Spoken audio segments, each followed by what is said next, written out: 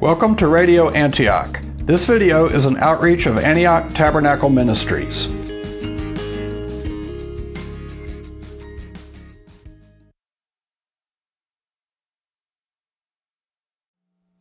Okay, I'm going to be talking tonight out of Luke chapter 2, starting in verse 1. You know, there's about a 50-50 chance that someone's going to do a Christmas sermon that they're going to touch on this verse. I mean, this verse is used everywhere. This verse is used in A Charlie Brown Christmas. You know, I really like that classic old cartoon.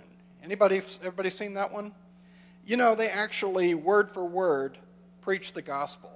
And I really appreciate that because it's really the only kiddie Christmas program that actually talks about Jesus at all. And they actually talk about He's Christ the Lord. So, you know, I always appreciated Charles Schulz because he was a Christian. He actually wrote Christian things into his work. But this is a story, and, you know, this also brings Christmas memories to me because Janet and I, when we raised our kids, we would always read this story on Christmas morning just to remind the kids. You know, we were kind of a strange family in that we never did Santa Claus. You know, we're pretty radical Christians, and so we didn't do Santa Claus, and we didn't do Easter bunnies, and, you know, we're just radical in that way. But we would read the Christmas story, and I would read here because it gives you a picture of what was going on. So starting in verse 1, it says, "Now it came about in those days that a decree went out from Caesar Augustus that a census was to be taken in all the inhabited earth. This was the first census taken when Cyrenius was governor in Syria. And all were proceeding to register for the census, everyone to his own city. And Joseph went up from Galilee, from the city of Nazareth to Judea, to the city of David, which is called Bethlehem, because he was of the house and of the family of David, in order to register along with Mary, who was engaged to him and was with child. And it came about, while they were there, the days were completed for her to give birth. And she gave birth to her firstborn son. And she wrapped him in cloths and laid him in a manger, because there was no room for him in the inn." You know, if you just look at this story, the Lord chose some pretty trying times to send the Messiah to the earth. Now, if you look at the total history of the world, this is at the beginning of the Pax Romana, which is about a 200-year peace. So historians say, oh, this was a peaceful time. Well, it was a peaceful time for Europe because Rome was ruling it with an iron fist. But in the nations that had been conquered by Rome, they were not at all happy about this. So when people say the Pax Romana, you know, it means that there were no huge, you know, armies galloping through Europe destroying half the continent. But it was not a peaceful place. I mean, if you read in the scriptures in the time of Jesus, the people were not very happy about Roman rule. And they didn't really want the Romans there. And because you also had a very strong central government, they had the power to say, oh, I want everybody to go register where they're from in their ancestral place. And so you have entire families that are going somewhere to pay a tax and to register so that the Roman government knows where they are. And that's quite a upheaval. I mean, imagine if we tried that today. It's like, okay, I'm from Texas, so I got to drive to Texas to pay $500 for each kid, you know, and for each man and wife, and register as Dave the Texan, you know. How would that go over? And yet that's what's going on here. So you've got, it may be peaceful in terms of no huge armies running around, but this is a tough time, okay? This is a time that, you know, Israel has been occupied by the Romans. They're not happy about it. And you've got an emperor half a world away that's moving entire families around just for the purpose of collecting taxes and knowing where his subjects are. Just very, you know, very government-like, you know. They're going to tell you what to do and when to do it. So it's kind of a tough time. And this imperial edict caused Joseph to have to go and register. Now, somebody would say, why is he taking a woman that's that pregnant with him?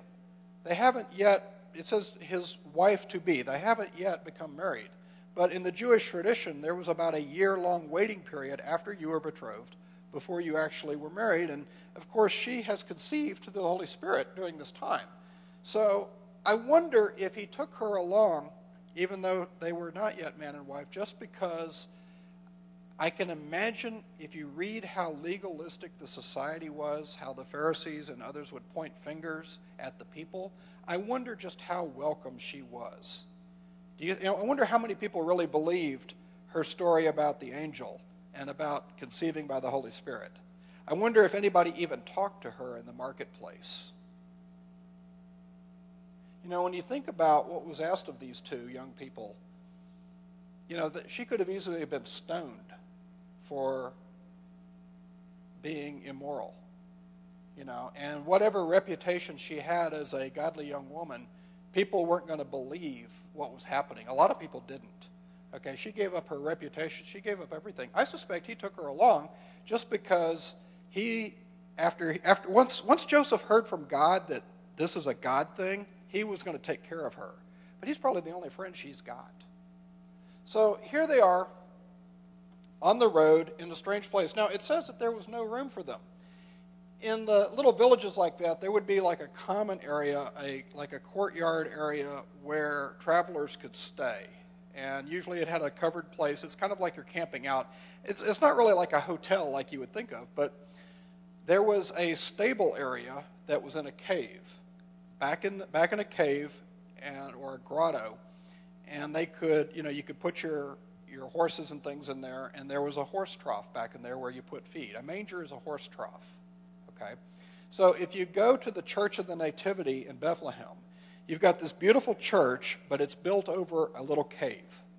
And where history says that Jesus was born was in a cave. That was a place where travelers could tie up their horses, and the bed they had for the King of Kings was a horse trough. And, a lot of people would have a problem with that. I find it very interesting, if the world were to design something, and say, well, how would the world do bringing the King of Kings in? He would be from the right family, okay? He would be from a noble family, someone that was recognized. He would be educated well. He'd be born in the right place. He'd know all the right people. And yet, the Lord chose to have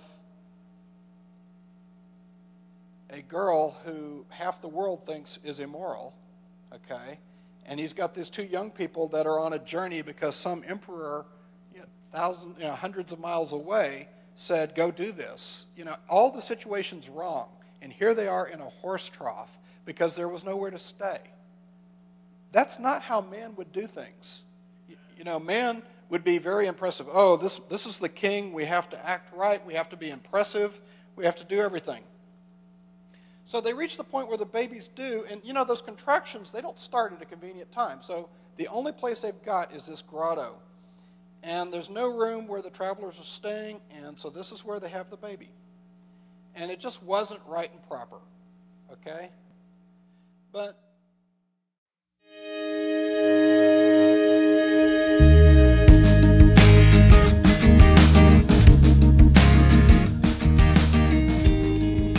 thank you for joining us today on Radio Antioch. You can visit us on the web at www.antiochtabernacle.org.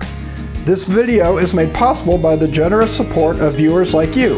If Radio Antioch has been an encouragement to you, you can help support us by donating online on our website or by mailing to P.O. Box 741, Antioch, Illinois 60002. Donations are tax deductible in the United States. Thanks again, and may the Lord richly bless you.